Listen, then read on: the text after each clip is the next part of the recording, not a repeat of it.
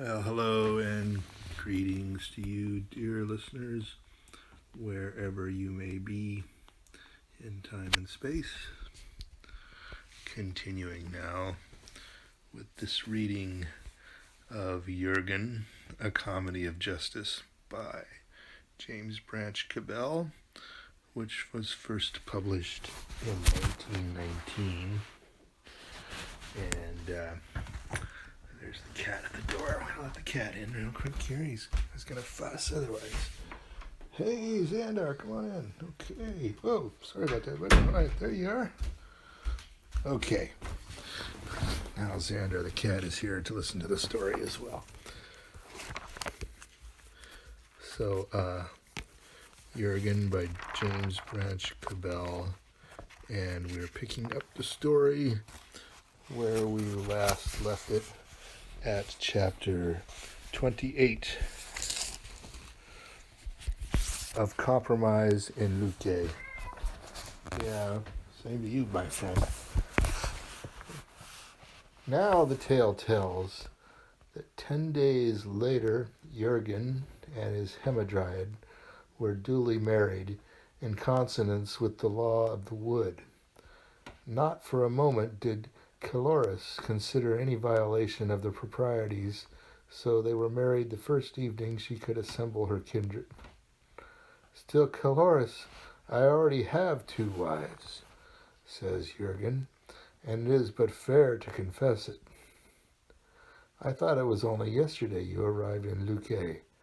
That is true, for I came with the equinox over the long sea. Then Jugatinus has not had time to marry you to anybody, and certainly he would never think of marrying you to 2 wives. Why do you talk such nonsense? No, it is true, I was not married by Jugatinus. So there, says Calorus, as if that settled matters. Now you see for yourself. Why, yes, to be sure, says Jurgen. That does put rather a different light upon it, now I think of it. It makes all the difference in the world. I would hardly go that far. Still, I perceive it makes a difference. Why, you talk as if everybody did not know that Jugatinus marries people.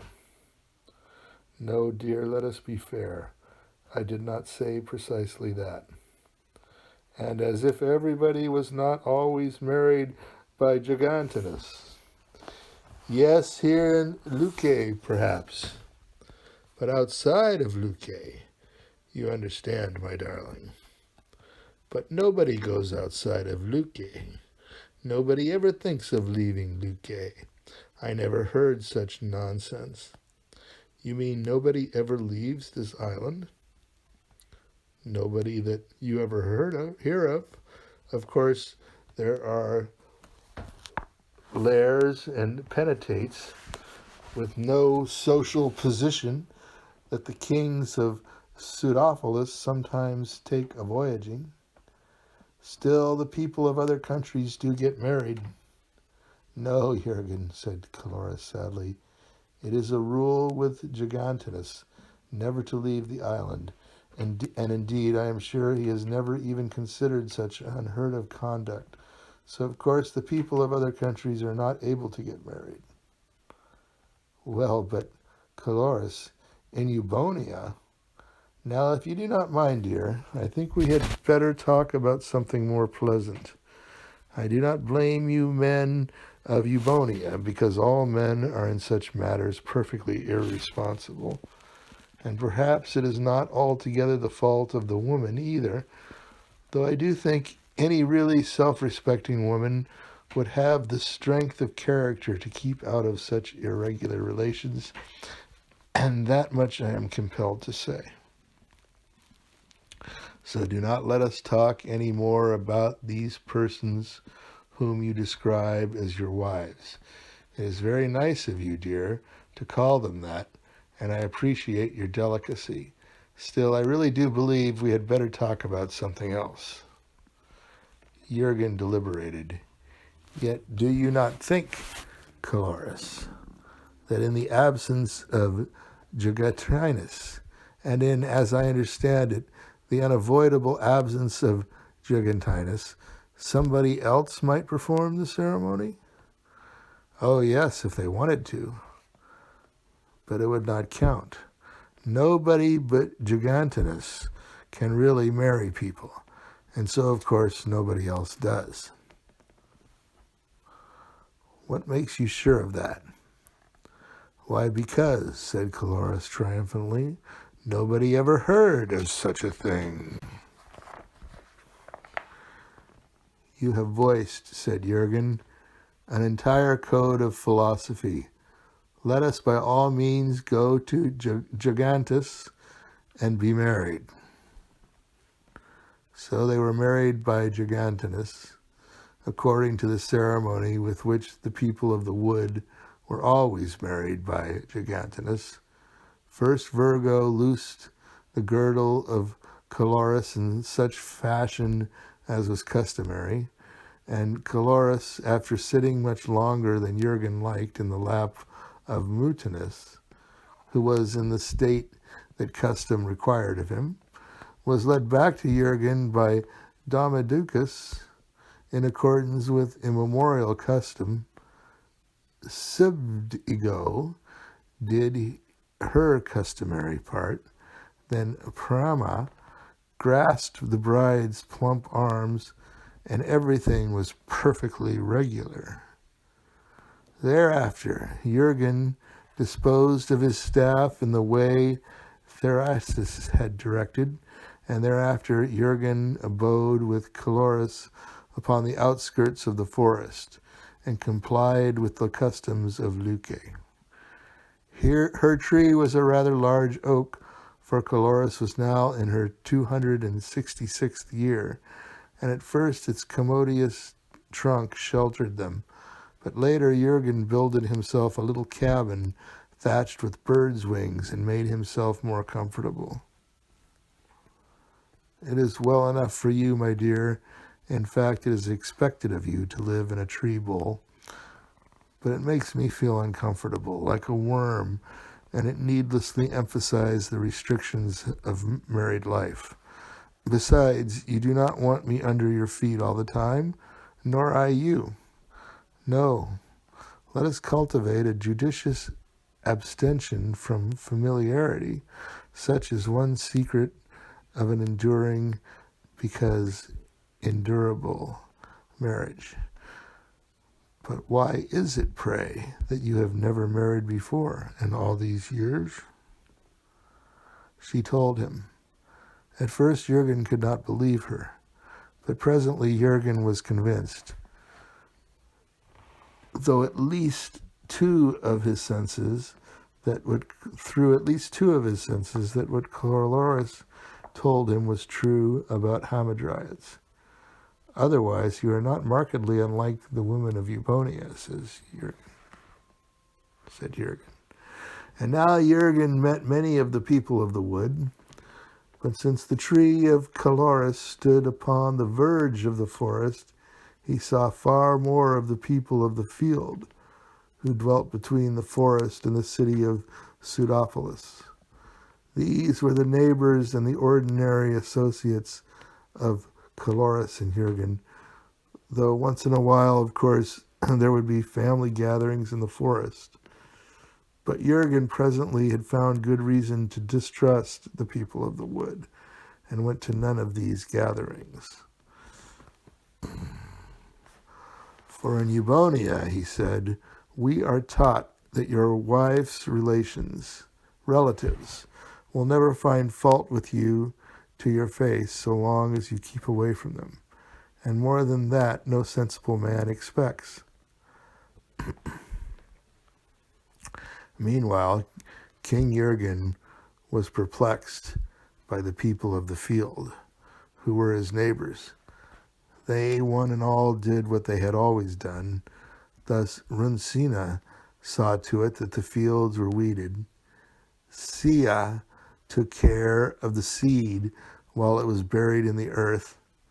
Nodosa arranged the knots and joints of the stalk. Volusia folded the blade around the corn. Each had had an immemorial duty, and there was hardly a day that somebody was not busied in the fields.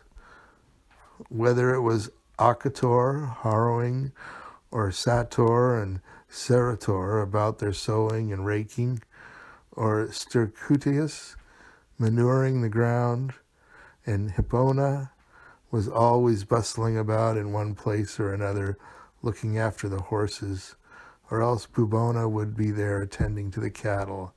There was never any restfulness in the fields. "And why do you do these things year in and year out?" asked Jurgen. "Why, King of Obonia, we have always done these things," they said in high astonishment. "Yes, but why not stop occasionally?" "Because in that event the work would stop. The corn would die, the cattle would perish, and the fields would become jungles. But as I understand it, this is not your corn, nor your cattle, nor your fields. You derive no good from them, and there is nothing to prevent your ceasing this interminable labor, and living as do the people of the wood, who perform no heavy work whatever." "I should think not," said Aristeus, and his teeth flashed in a smile that was very pleasant to see as he strained at the olive press. "Who ever heard of the people of the wood doing anything useful?" "Yes, but," says Jurgen patiently, "do you think it is quite fair to yourselves to be always about some tedious and difficult labor when nobody compels you to do it? Why do you not sometimes take holiday?" "King Jurgen," replied Fornax, looking up from the little furnace wherein she was parching corn, "you are talking nonsense. The people of the field have never taken holiday. Nobody ever heard of such a thing." "We should think not, indeed," said all the others sagely. Ah, said Jurgen. "So that is your demolishing reason. Well, I shall inquire about this matter among the people of the wood, for they may be more sensible." Then as Jurgen was about to enter the forest, he encountered Terminus, perfumed with ointment and crowned with a garland of roses, and standing stock still. "Aha," said Jurgen. "So here is one of the people of the wood about to go down into the fields. But if I were you, my friend, I would keep away from any such foolish place." "I never go down into the fields," said Terminus. "Oh, then you are returning into the forest?" "But certainly not. Who ever heard of me going into the forest?" "Indeed, now I look at you, you are merely standing here." "I have always stood here," said Terminus. "And do you never move?" "No," said Terminus. "And for what reason?" "Because I have always stood here without moving," replied Terminus.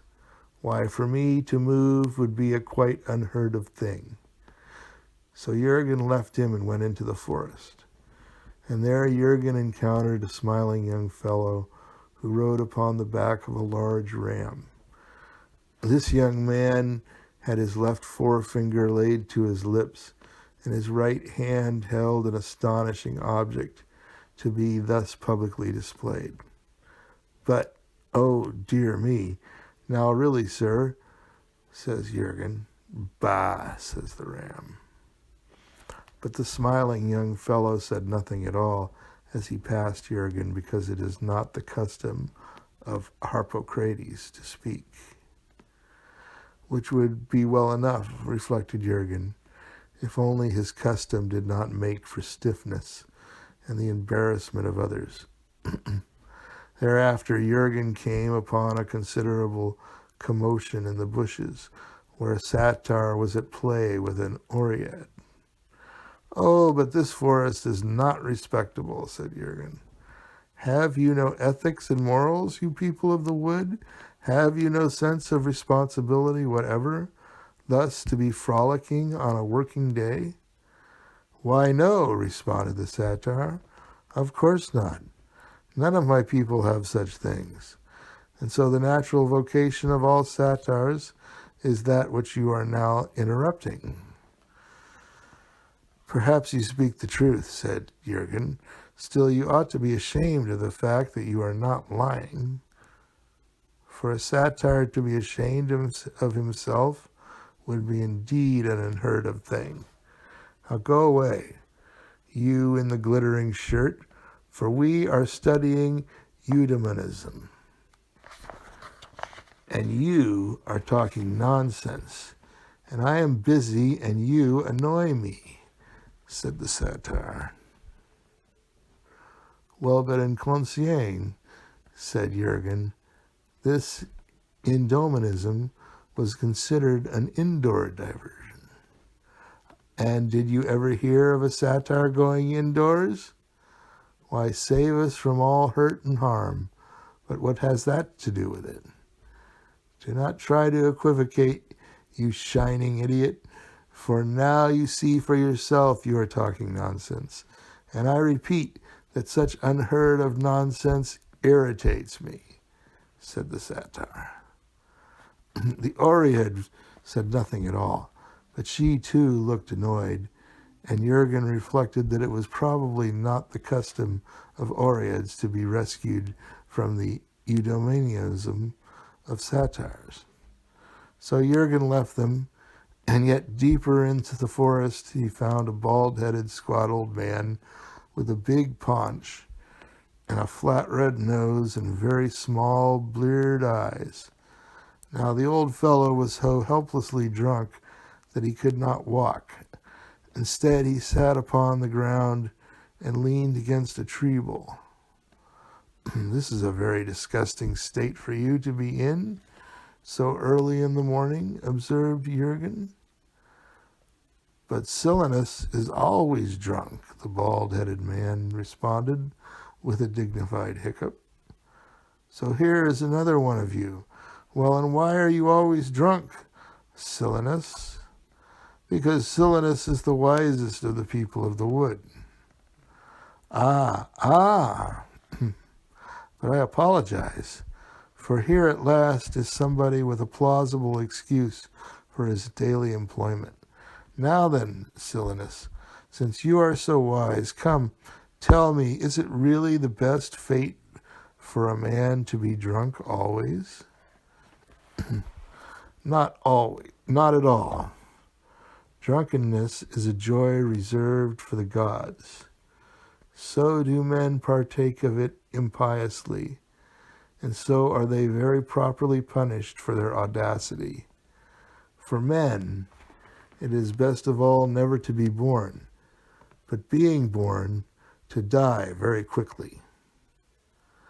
Ah, yes, but failing either? The third best thing for a man is to do that which seems expected of him, replied Silenus. But that is the law of Philistia, and with Philistia, they inform me, Pseudophilus is at war. Silenus meditated. Jurgen had discovered an uncomfortable thing about this old fellow, and it was that his small bleared eyes did not blink, nor the lids twitch at all. His eyes moved as through magic. The eyes of a painted statue might move horribly under quite motionless red lids. Therefore, it was uncomfortable when these eyes moved toward you. Young fellow in the glittering shirt, I will tell you a secret, and it is that the Philistines were created after the image of Cochet, who made some things as they are. Do you think upon that? So the Philistines do that which seems expected, and the people of Luque were created after the image of Cochet, who made yet other things as they are. Therefore do the people of Luque do that which is customary, adhering to classical tradition. Do you think upon that also? Then do you pick your side in this war, remembering that you side with stupidity either way. And when that happens, which will happen, do you remember how Silenus foretold to you precisely what would happen, a long while before it happened? Because Silenus was was so old and so wise and so very disreputably drunk and so very, very sleepy. Yes, certainly, Silenus, but how will this war end? Dullness will conquer dullness, and it will not matter. Ah, yes, but what will become in all this fighting of Jurgen? That will not matter either, said Silenus comfortably. Nobody will bother about you. And with that he closed his horrible bleared eyes and went to sleep. So Jurgen left the old tippler and started to leave the forest also, for undoubtedly all the people in Luque are resolute to do that which is customary, reflected Jurgen, for the unarguable reason it is their custom, and has always been their custom. And they will desist from these practices when the cat eats acorns, but not before. So it is the part of wisdom to inquire no further into the matter. For after all, these people may be right, and certainly I cannot go so far as to say they are wrong. Jurgen shrugged. But still, at the same time. Now, in returning to his cabin, Jurgen heard a frightful sort of yowling and screeching as of mad people. Hail, daughter of various-formed Protagonus, thou that takest joy in mountains and battles and in the beating of the drum. Hail, thou deceitful Savior, mother of all gods, that comest now pleased with long wanderings to be propitious to us. But the uproar was becoming so increasingly unpleasant that Jurgen at this point withdrew into a thicket, and thence he witnessed the passing through the woods of a notable procession. There were features connected with this procession sufficiently unusual to cause Jurgen to vow that the desiderated moment wherein he walked unhurt from the forest would mark the termination of his last visit thereto.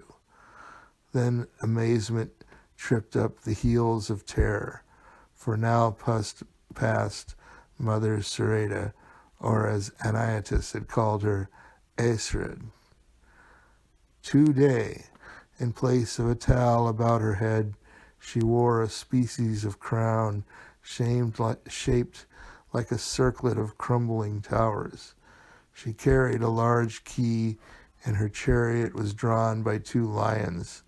She was attended by howling persons with shaved heads, and it was apparent that these persons had parted with possessions which Jurgen valued. This is undoubtedly, said he, a most unwholesome forest. Jurgen inquired about this procession later, and from Cloris he got information which surprised him. And these are the beings who I had thought were poetic ornaments of speech. But what is the old lady doing in such high company? He described Mother Sereda, and Cloris told him who this was. Now Jurgen shook his sleek black head. Behold another mystery. Yet after all, it is no concern of mine if the old lady elects for an additional anagram. I should be the last person to criticize her, inasmuch as to me she has been more than generous. Well, I shall preserve her friendship by the infallible recipe of keeping out of her way. Oh, but I shall certainly keep out of her way now that I have perceived what is done to the men who serve her. And after that, Jurgen and Dolores lived very pleasantly together, though Jurgen began to find his hamadryad a trifle unperceptive, if not actually obtuse. She does not understand me, and she does not always treat my superior wisdom quite respectfully. That is unfair, but it seems to be an unavoidable feature of married life. Besides, if any woman had ever understood me, she would, in self-protection, have refused to marry me. In any case, Dolores is a dear, brown, plump, delicious partridge of a darling, and cleverness in women is, after all, a virtue misplaced. And Jurgen did not return into the woods, nor did he go down into the city. Neither the people of the field nor of the wood, of course, ever went within city gates. But I would think that you would like to see the fine sights of Pseudophilus, says Dolores. And that fine queen of theirs, she added, almost as though she spoke without premeditation. Woman, dear, says Jurgen, I do not wish to appear boastful, but in Eubonia now, well, really, some day we must return to my kingdom, and you shall inspect for yourself a dozen or two of my cities, Ziph and Inglington and Posenel and Gadsden and Barenberg, and at all events, and then you will concede with me that this little village of Pseudophilus, while well enough in its way, and Jurgen shrugged. But as for saying more, sometimes, said Dolores, I wonder if there is any such place as your fine kingdom of Eubonia, for certainly it grows larger and more splendid every time you talk of it. Now, can it be, asked Jurgen, more hurt than angry, that you suspect me of uncandid dealing, and in short, of being an impostor? Why, what does it matter? You are Jurgen, she answered happily. And the man was moved as she smiled at him across the glowing, queer embroidery work at which Dolores seemed to labor interminably. He was conscious of a tenderness for her which was oddly remorseful, and it appeared to him that if he had known lovelier women, he had certainly found nowhere anyone more lovable than was this plump and busy and sunny-tempered little wife of his. My dear, I do not care to see Queen Helen again, and that is a fact. I am contented here, with a wife befitting my station, suited to my endowments, and infinitely excelling my deserts. And do you think of that tow-headed bean-pole very often, King Jurgen? That is unfair, and you wrong me, Dolores, with these unmerited suspicions. It pains me to reflect, my dear, that you esteem the tie between us so lightly you can consider me capable of breaking it even in thought. To talk of fairness is all very well, but it is no answering to a plain question. Jurgen looked full at her, and he laughed. You women are so unscrupulously practical. My dear, I have seen Queen Helen face to face, but it is you whom I love as a man customarily loves a woman. That is not saying much. No, for I endeavor to speak in consonance with my importance. You forget that I have also seen Achilles. But you admired Achilles. You told me so yourself. I admired the perfections of Achilles, but I cordially dislike the man who possesses them. Therefore, I shall keep away from both the king and queen of Pseudophilus. And yet you will not go into the woods either, Jurgen. Not after what I have witnessed there, said Jurgen, with an exaggerated shudder that was not very much exaggerated. Now Caloris laughed and quitted her queer embroidery in order to rumple up his hair. And you find the people of the field so insufferably stupid and so uninterested by your Zoroastrians and Ptolemaites and so on, and you keep away from them also. O foolish man of mine, you are determined to be neither fish nor beast nor poultry, and nowhere will you ever consent to be happy. It was not I who determined my nature, Caloris, and as for being happy, I make no complaint.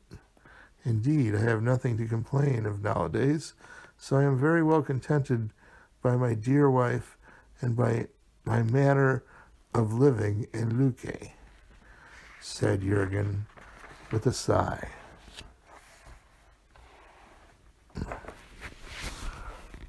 All right. We'll be back soon for more. And Roarshock channel on YouTube is where you'll be able to find these for evermore, practically speaking. I don't know. Who knows? Until they shut that down. Thanks for listening. And like I said, I'll be back to continue the story very soon.